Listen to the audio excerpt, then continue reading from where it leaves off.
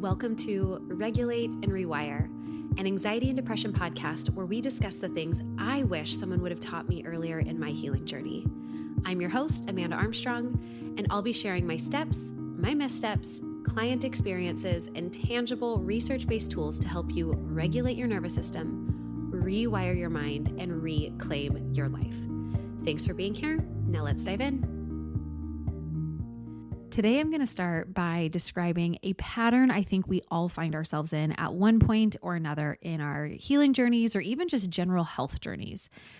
I want you to take yourself to a place for just a moment where you are going through a bit of a rough patch. Maybe your anxiety is higher, you're in a little bit of a slump, more of a depressive season. And in order to kind of work your way out of that place, you find some practices or habits. You turn to whatever helps. Maybe it's a daily walk or breath work or journaling. Maybe it's setting certain boundaries in settings or relationships. It could be taking some things off your plate, just saying no, like something's got to give. And as you do these things, it works. It works and you start to feel better. Life gets brighter. You feel more capable, more like yourself again. And then you stop doing those things. Or maybe you start to take on more into your schedule, more projects, whatever. Maybe your walks become sporadic. You've skipped your morning breath work for the 37th day in a row. You take on an extra project at work, stay up late on your phone more often. And then before you know it, you are sliding back into that familiar feeling of overwhelm or activation, all the while beating yourself up for, quote, falling back into bad habits or lacking discipline. The internal monologue of like, why do I do this? Why do I do this? I have found the things that work. I know that they work. And then I start to do well and I stop doing them. Why am I surprised? Why am I surprised when my anxiety comes back? Like I did this to myself. I don't know about you, but I have been on that cycle, that loop, that spiral more times than I can probably count in my healing journey. And this is the exact thing that one of our members in the membership brought to a recent support call. He said something like, in this journey, in this healing journey, when I start to feel more like myself, I fall back into bad habits. I quit doing my regulation practices. I forget. I don't do self-care. And then he implied, maybe I need more discipline or organization. And could discipline and organization be part of it? Sure, maybe. But in this particular instance, I happen to know that this individual, he's already pretty organized and disciplined. So we had a little bit of a different conversation to help reframe this pattern for him. And that's what I want to share with you today. Because what if it has absolutely nothing to do with discipline? What if falling out of certain regulation habits is sometimes a good sign? Or when this happens, another thing that might be happening, especially for kind of the type A go-getter type, sometimes what's happening here is that we are letting go of our new patterns of wellness for old patterns of overfunctioning. Because here's the thing, when it comes to your regulation practices, we do not in every season of our life need to be doing all of the things. And for most of us, there will be certain things that are our anchors, habits that we know when we do them regularly in all seasons of our life, both in active healing and in seasons of wellness, they support us in continuing to be well. Think about this from a physical perspective for a moment. And I use this analogy in that support call because the person I was talking to is a soccer and strength and conditioning coach. So I knew that he would really resonate with this analogy. So think about it like this. You sprain your ankle. What is the protocol, right? Rest, ice, elevation. Maybe you're wearing a brace.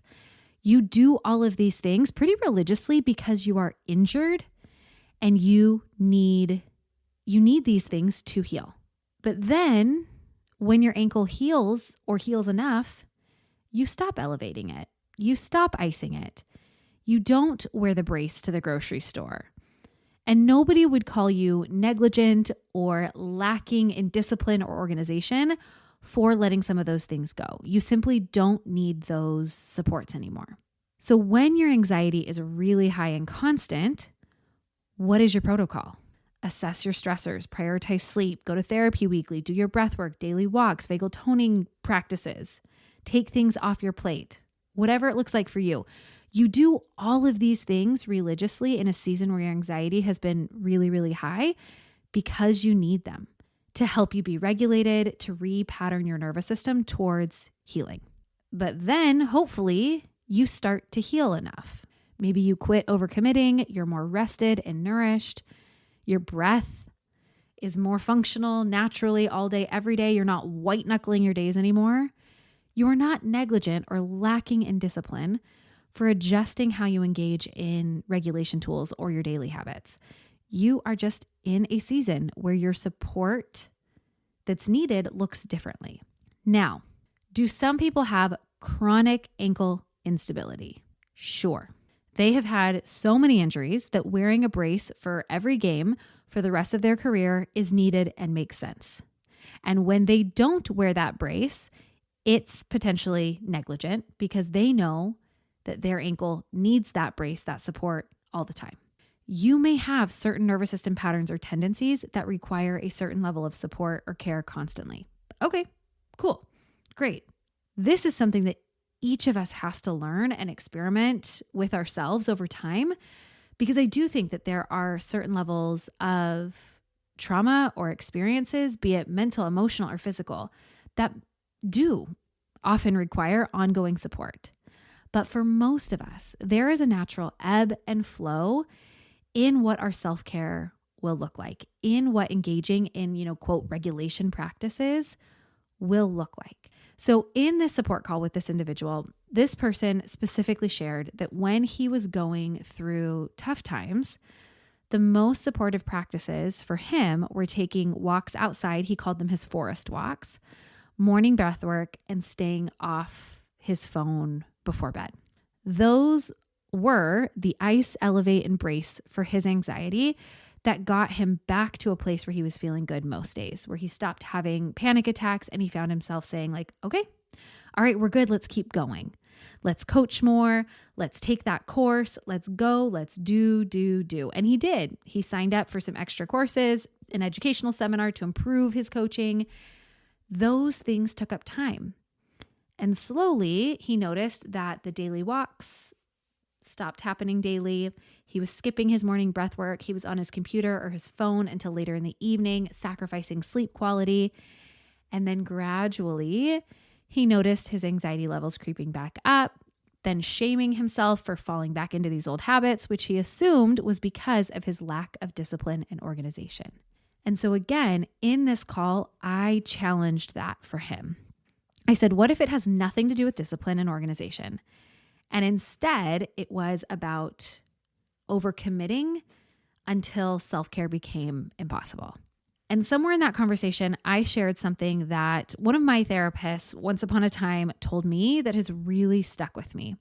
In a session, they explained to me, quote, "You seem to use overwhelm as your barometer. Overwhelm is your ceiling. You do not know how to stop yourself before you reach that breaking point." End quote. I felt so seen and so called out in that moment. And I see this pattern everywhere now. We have created this cycle. Feel good, take on more, take on more, take on more, crash. Implement emergency self-care regulation practices, feel a little bit better, then take on more, which pushes out the self-care. Repeat, repeat, repeat. Again, this member showcased this perfectly. When he's feeling good, his inner dialogue is like, okay, I'm fine. Let's keep going. Let's take on more things. And slowly the forest walks disappear. The breathing exercises fade away, not because he is lazy or undisciplined, but because he has filled every available moment with other commitment. So I want to invite you right now to think about your own life. When you are feeling good and stable and energized, what's your first instinct? And if you are like most high achieving type A folk, people pleasers, your first instinct is probably great. Now I can catch up on everything that I've been behind on. But what if, and stay with me here, what if when you feel good, the answer isn't let's do more?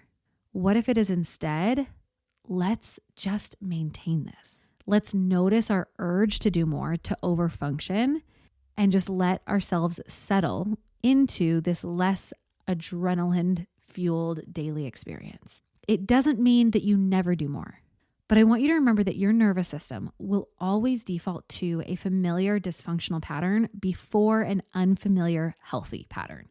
I'm going to say that again. Your nervous system will always default to a familiar dysfunctional pattern before an unfamiliar healthy pattern. If you have been living a go, go, go, go, go life for a long time, you are going to feel bored with a more settled pace.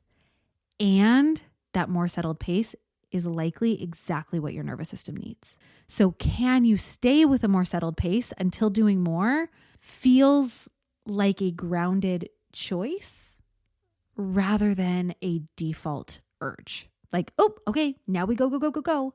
What if you could notice that urge to go, go, go and say, you know what? Maybe we don't. What if when you feel like you can take on more, you pause and just keep on keeping on for a while? Let taking those extra classes or that project wait and just see if the waiting and not doing more, see if it kills you. Because it won't, even though your nervous system is convinced that it might.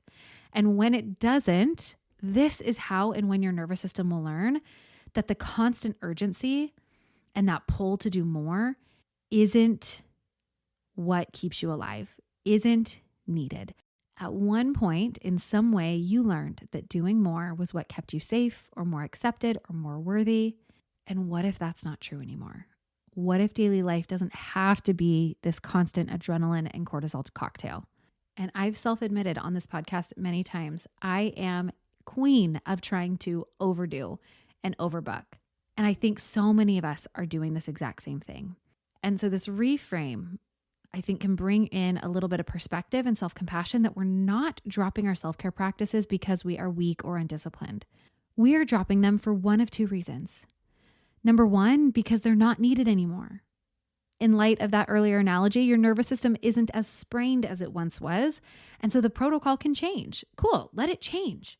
But in letting it change, can you also identify what your anchors need to be for you to stay well? Life will get busier sometimes. Are you clear? So this is my question for you. Are you clear on what habits or practices to prioritize when life gets busy or when anxiety or depression show up again? What is the most important for you? Because you don't want to have to make that decision in the moment. If you don't know what matters most, it's all going to go. Is it your daily walk? Okay, when my daily walk happens, that has the greatest ripple effect. Is it prioritizing sleep? Is it making sure that you eat breakfast? Do you know what I call anchors or what your number one self-care habits are that you really do need to hold on to regardless the season of sprain or wellness? So again, we're dropping regulation habits or practices because number one, either they're not needed in the same way anymore, or number two, because you have again created a life with no room for them. The problem for so many of us isn't that we can't maintain our habits. The problem is that we are trying to maintain an unsustainable life. We are trying to fit 60 hours into 24 hours. Now, before I bring this all together, I want to entertain another reframe that I am currently playing with. What if every single thing that you do is either self-care or self-protection, right? What if there isn't this self-sabotage, lack of discipline, yada, yada, yada narrative? What if we looked at all of our behaviors, all the things we do, it's either self-care or self-protection? So this is us thinking about what we would label as bad habits differently, as instead strategies our nervous system is using to protect us in some way. So when this person takes his forest walks, that's self-care. When he skips his forest walks to handle an overcommitted schedule, that's self-protection. He's protecting his energy for what feels most urgent. When you turn on Netflix instead of doing your breath work, or I don't know, just cleaning your house, whatever it is, you're not being lazy. Maybe you're protecting yourself from something, maybe from feeling your feelings, maybe from an overwhelming task list, maybe from the pressure of having to be on for one more thing. So the question isn't, how do I stop my bad habits? The question can now shift to, what am I protecting myself from with this behavior? What am I protecting myself from? And is there a gentler way to feel safe or to get a need met. And so here's what I want to add for you to try this week. Maybe, if you choose. Instead of thinking like, I'm good, let's add more. If this is a conversation that's resonated with you at all, instead, can you experiment with, I'm good, let's keep it exactly here. And I know your nervous system is going to rebel against this idea, but like, what about this opportunity? What about this commitment? What if people think that I'm lazy? What if I fall behind or I'm not getting caught up on the things that blah, blah, blah, blah, blah, blah, blah. Those fears, that anxiety that comes up when you think about doing less, that is not a sign that you should do more. Again, that is your nervous system's learned response pattern to a culture that taught you that your worth equals your output. Again, someone probably with the best intentions taught you that you are more valuable when you accomplish more. Maybe it was a parent who only seemed proud of you when you brought home straight A's. Maybe it was a coach who only gave you attention when you made the goal and not for how hard you were working. Maybe it was just swimming, again, in a culture that celebrates burnout as dedication. But the truth is, you are not more valuable when you do more. You are just more exhausted. And to help this really hit home personally for the person I was supporting, I asked him this question. I said, what do you think is in better service of the kids that you serve? Again, remember, he's a strength and conditioning and a soccer coach. What do you think is in better service of those kids? An overwhelmed coach with more information from the courses that he signed up for? Or a present and grounded coach who only has the information that you currently have right now? And without hesitation, he immediately replied, 100% the second one. For sure, a more present and grounded coach. This is an individual who shared that it's really important to him to constantly be excelling and learning more and becoming better at his craft. But maybe the seed that we planted here was that being better at your craft doesn't always mean learning more. Maybe it just means learning how to be present and grounded. And maybe for you, this question is more parent-centric. What's in better service of your kids? One more activity during the weekend that you're rushing to, or simply more time to be present and parent with less on your plate? Or maybe your question sounds like, what's in better service of you and your healing? Taking that phone call with a family member who's kind of a lot, or just letting it go to voicemail? Taking on another project at work, or just being more capacitated for the current work that you have? We've been trained to constantly chase down promotions and gold stars and all of it. So what if we completely redefine what discipline means? To use the words of the original person I was supporting with this conversation. What if discipline in this context is not forcing yourself to do more? What if discipline is having the courage to do less? What if discipline means saying no to the extra project, even though you could probably squeeze it in? What if it is leaving white space in your calendar, even though that open space kind of makes you anxious? Or maintaining your daily forest walks, even when you feel like you're fine? What if discipline means protecting your energy like the finite resource that it is? And for this person, for me, maybe for you, true discipline wouldn't be forcing himself to maintain forest walks while coaching 3 teams and taking multiple training courses, pushing himself to exhaustion. True discipline and dedication and devotion to his healing would be asking, what amount of coaching and learning allows me to still have energy for my daily walks, to still have time for my breath work, to still contribute and participate in my wellness? And for some of us, this requires a complete identity shift. We have built our sense of self on being reliable and high achieving and able to handle it. And I have this question that has become a good filter for my default to overcommit that I want to share with you. And that question is, quote, at what cost? End quote. So I could put my kid in soccer. At what cost? I could take on a few more clients. At what cost? I could become the person who cleans my house every single night before I go to bed. At what cost? And that question doesn't mean that I automatically say no to those things. It simply helps me to pause before my reflexive answer, which is always yes to more. Yeah, let's put them in soccer too, and climbing and swimming. Yeah, the more clients, the merrier. I for sure want to be the person who has a perfectly clean house when I wake up in the morning.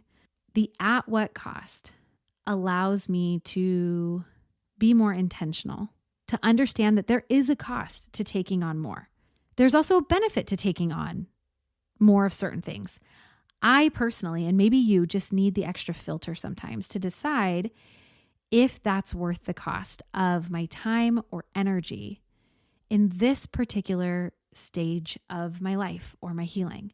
And is it in service of the new identity that I am striving to create, one who models sustainable, regulated living? This new identity of someone who shows others that success doesn't have to require suffering or look a particular way. One where I feel just as worthy sitting on my porch with a messy house behind me as I do when I am walking across big stages to give speeches in front of huge tech companies. So here's what I want to leave with you today. Maybe your bad habits or the letting go of what you have labeled as good habits are just the natural consequence of an overcommitted life. Maybe your lack of discipline isn't the issue, but your belief that you should be able to do all of it all the time. Maybe your inability to maintain self-care isn't disorganization, but a sign that you've created an unsustainable reality that doesn't have room for all of the things you've said yes to. And to counterbalance this conversation, maybe for some of you, there actually is a place for a little bit more self-discipline or organization, or you're not the person who struggles with saying yes to too many things. Maybe you are more stuck in a state of shutdown or freeze, and you're like, I wish I had the problem that I was overcommitting. I can't even get out of bed in the morning. I am going to talk to you next week. But for this week, especially for the overfunctioners like me, I want you to try, again, just one thing. Catch yourself when you're thinking, I feel good, let's take on more. And instead, pause and ask yourself, what if I am feeling good because of my decreased load? What if adding more is exactly what will tip me back into overwhelm? And maybe you liked the filter I just gave you. When it comes to taking on one more thing or saying yes, at what cost? At what cost?